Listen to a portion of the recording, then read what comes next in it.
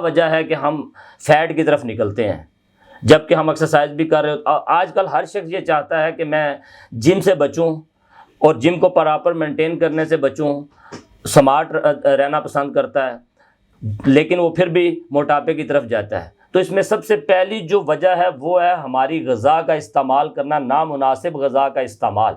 आजकल हम सबसे ज़्यादा जंक फूड इस्तेमाल करते हैं, जिसमें कोल्ड ड्रिंक्स हैं, जूसेस हैं, जो कि हमें इम्पोर्टेड यानी पैक डिस्पोजेबल नज़र आते हैं, हम उनका इस्तेमाल करते हैं, फ्रेश जूसेस से अवॉइड करते हैं। तो हमें चाहिए कि हम फ्रेश जूसेस की तरफ जाएं, ना कि सील पैक जूसेस आते हैं या दूध आता है सील पैक वो, या फिर जो कोल्ड ड्रिंक्स है वो।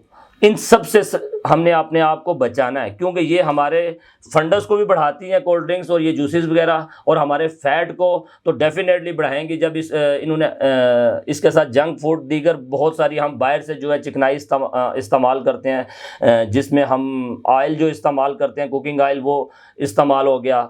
हमने इसको कवर अप करने की तरफ अगर जाएंगे तो हम इन सारी चीज़ों को अपने जहन में रखेंगे। तो अगर इसको कवर अप यानी इन अलामात, इन वजूहात को अगर हम ख़त्म करना चाहते हैं तो हमें तो अपनी डाइट में सबसे पहले ऑयल, जो कुकिंग ऑयल आप इस्तेमाल करते हैं उसको छोड़ के आप सरसों का ऑयल इस्तेमाल करें, जैतून शरीफ का जो ऑयल है उसको अपने रूटीन में लाएं। अगर वो नहीं आप जैतून शरीफ इस्तेमाल कर सकते तो कम अज़ कम सरसों का ऑयल तो इस्तेमाल करें। अगर सरसों का ऑयल इस्तेमाल करें और इसके साथ अपना जो आटा आप गंदम खाते हैं वो कोशिश करें कि नेचुरल की तरफ आएँ।